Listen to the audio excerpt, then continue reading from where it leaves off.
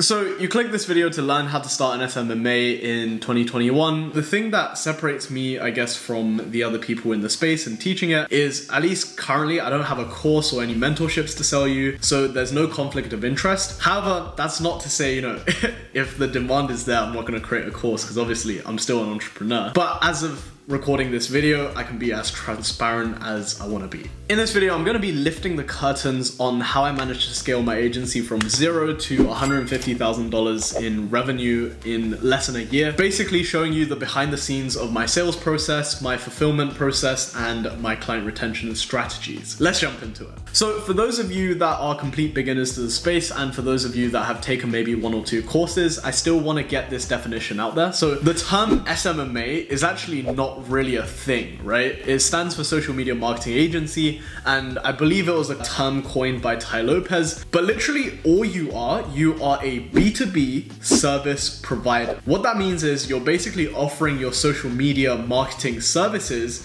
to other businesses.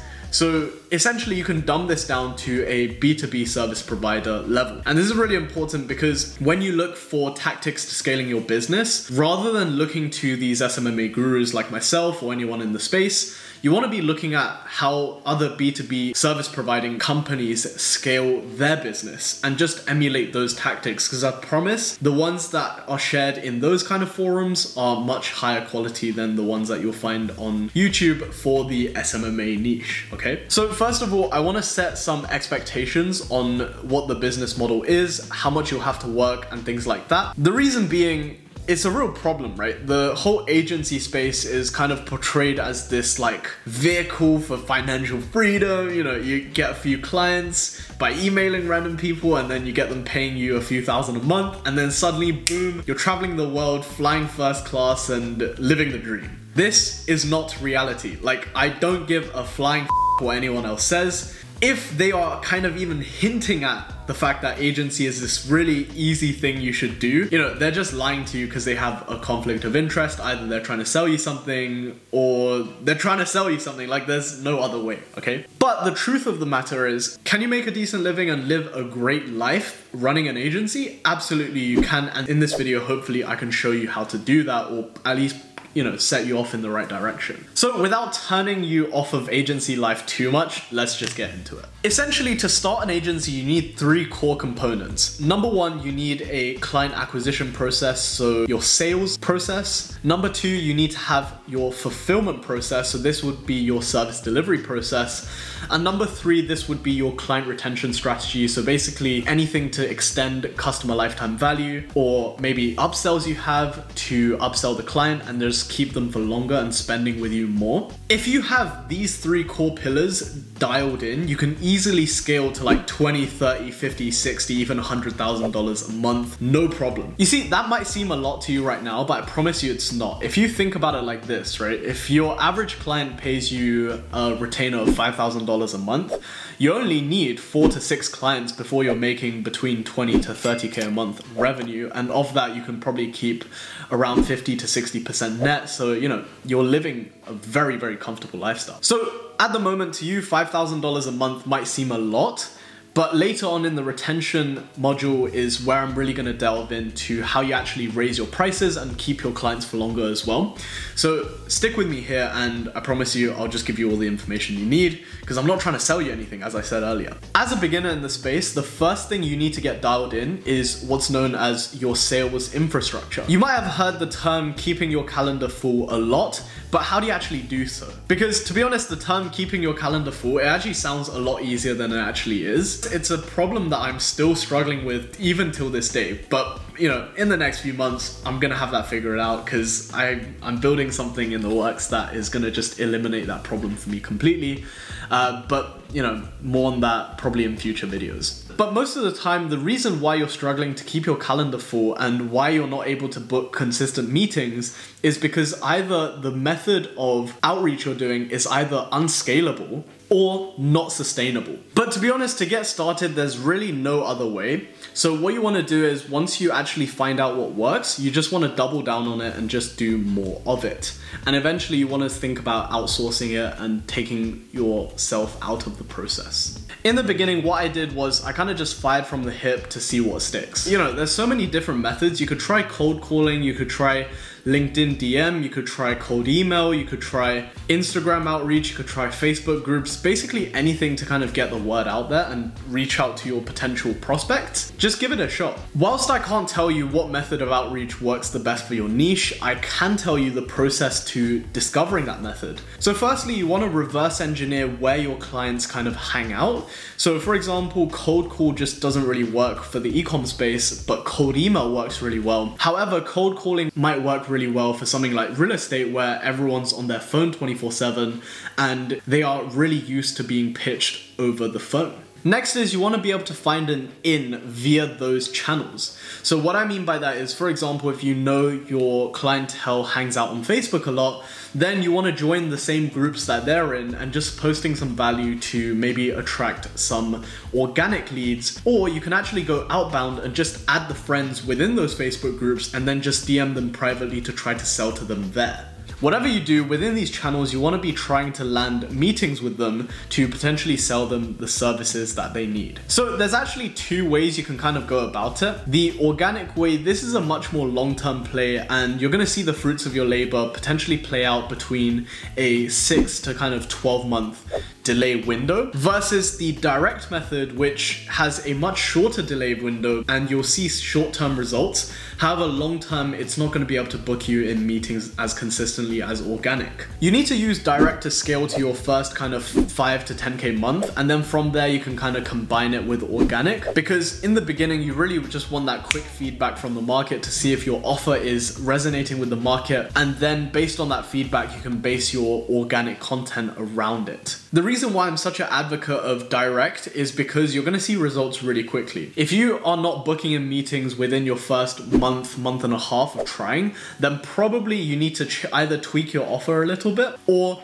try another channel of outreach. However, with organic, it's going to be very difficult to see the fruits of your labor within less than 6 months. So this is kind of what I'm trying to build right now with this YouTube channel, but I know I'm not going to see the fruits of my labor at least for another, 6 months to 12 months period. Last year, cold email was predominantly how I was able to scale my agency to where it is today. And to be honest, if you're an e-com agency out there, this is the method that I recommend you go for as well. Now, once you can book consistently 3 to 5 meetings a week with a really good retention strategy, then you're well on your way to making 20 to 30K a month, not just in revenue, but also profit. Now, the second pillar, and this is a pillar that I'm actually the most passionate about, fulfillment. So depending on your background and what your past work experience is, you could start off by delivering the service yourself, or you can outsource the fulfillment side completely straight away. This is what I've personally chosen to do just because I want to spend more time on the sales processes within the agency, because I know that's going to be the thing that kind of drives the needle forward, as opposed to on the fulfillment side. So in the beginning, you want to spend 80% of your workday within your sales and then 20%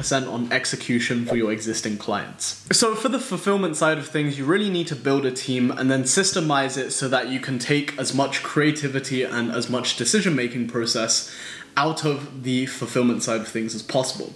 So one of the misconceptions I had early on in my journey was that, the creative process cannot be productized as, you require human input.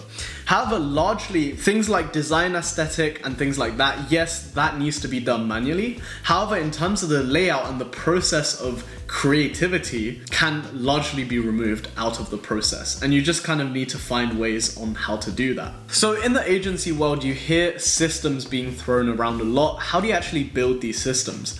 Well, this was actually something that I discovered only last year, and it seems so stupid simple, but it actually is how you do it. So what you do is you will just perform this task and then just on a separate sheet, write down the exact step-to-step guide on how you perform this task. The idea is someone else, maybe a 10-year-old, could actually look at the sheet, read through it and click exactly where you're clicking and do exactly what you do to achieve the same result. This is what a system is. To be honest, this was kind of almost natural to me just because I studied computer science, and in that we talk about algorithms a lot. So the way I see my business, I kind of just see it as like this pretty complicated algorithm with different modules and different functions, and you tweak each function to produce a different result. So your inputs determine your outputs essentially. I guess you always want to be asking yourself, how can I repeat the same actions to get the same results for my clients? And once you can really nail down your fulfillment side, it's really only the sales side that you really need to crack before you're well on your way to scaling to that elusive six-figure agency mark. To add on the fulfillment side of things, in the beginning at least, you want to be going above and beyond for every single client, and you want to work like an absolute dog for them. I've just made it a point to never say no to clients. I know this, is kind of contradictory to a lot of people. However, I genuinely believe there's a lot of value in just serving your clients and giving them more than what they're paying you for. And if they say something outrageous, then they kind of have some idea of it anyways in their mind. And if you just make yourself indispensable to them, it's going to be very hard for them to fire you. Also, in the beginning, you don't know what the line is for your team and where to draw it. So I really recommend you push your boundaries with them and just see where the line needs to be drawn. Because the thing is, it's better to figure out where things break when you first begin, as opposed to have things break because you didn't stress test your systems enough in the early stages. Because at, let's say, 10K a month, you have a lot less to lose than when you're at 50 to kind of 80 to 100K a month. This is so that you get an idea of how many clients your team can handle at any given point, so that this way you can either upgrade or unleash your sales system accordingly. Now onto the final pillar, client retention. This is the thing that I actually love talking about, because this is the thing that allowed me to scale so quickly and actually make $150,000 in revenue in 2020, and that is retention. I mean, we only signed, I think, 5 clients in all of 2020, and we were able to generate this. So you can imagine, like, the client lifetime value for my agency at least is pretty damn high. So what is client retention really? I mean, client retention is basically just getting your clients to stay with you for longer and eventually pay you more. Tactics aside, like, the number one thing that's allowed us to keep our clients for this long is by far just results. Like, if you have results, then logically as a business owner, they would be crazy to leave you. Like, I've only had one instance in the entire year and a bit that I've been running my agency where the results have been like out of this world, and the ROI we were bringing them was just ridiculous, and they still chose to leave us. But that was more for kind of like operations reasons within their business, so it wasn't really anything to do with the marketing or advertising side. So yeah, like retention, the number one thing, tactics aside, is just going to be your results. Without results, you'll be forced to operate on a churn and burn system, and that's basically something that I absolutely detest. Like, there's no tactics that's going to save you from minimal retention if you're unable to deliver any of the results that you're promising. But aside from that, the way I've been able to increase my client retention is essentially structuring the deals in a way where, number one, I'm incentivized to bring them more results, but also guaranteeing that the way the deals are structured, I only get paid 10 to 20% of the value that I give them. And that's basically the crux of how I've managed to retain my clients for some cases 12 months or more. However, there will inevitably be clients in the beginning where you sign them thinking that they'll be a good fit, but to be honest, they're just not. And you end up finding that out later on down the line. That's totally fine and is totally normal. I've made that mistake before in the past as well. So how you want to react to a situation like that is you just want to update your client avatar, so the qualification process before you sign a client, to kind of fit around the client that was kind of a mistake, quote unquote. This way, over time, you'll be finding more and more closer to perfect fit clients, and these are the guys that you really want to be spending your time with. But yeah, ultimately, without results, there is no retention. Another tactic that I found to be kind of worth it in the past is basically I would, ship my clients some crates of wine for holiday seasons, or maybe just send them little gifts and trinkets here and there, just to kind of keep them entertained and show them that, I really listen to what they care about as well. This has been really powerful in terms of building rapport with clients, and also just having a conversation piece that's outside of the reporting calls and the numbers itself. Once you have your retention down packed, what you could do is you could actually work out the lifetime value of your client. And from there, you could actually scale your agency through paid means, as you'll know exactly what your break-even cost per acquisition is, especially on the front end, so that you can make sure your cash flow is also super positive, but your monthly recurring is going up month by month. So these are the 3 pillars that you'll need in order to scale your agency to that elusive 6-figure mark that I know everyone's kind of trying to get to. And to be honest, even if you have sloppy versions of these 3 pillars, it's just going to be a matter of time before you scale to that 10K mark. However, if you want to go beyond that, you need to make sure all your systems are dialed in, especially your sales and fulfillment side of things, to the nth degree, and that's what I hope to show you in future videos. So yeah, subscribe, like this video, comment down below on what you think. Peace.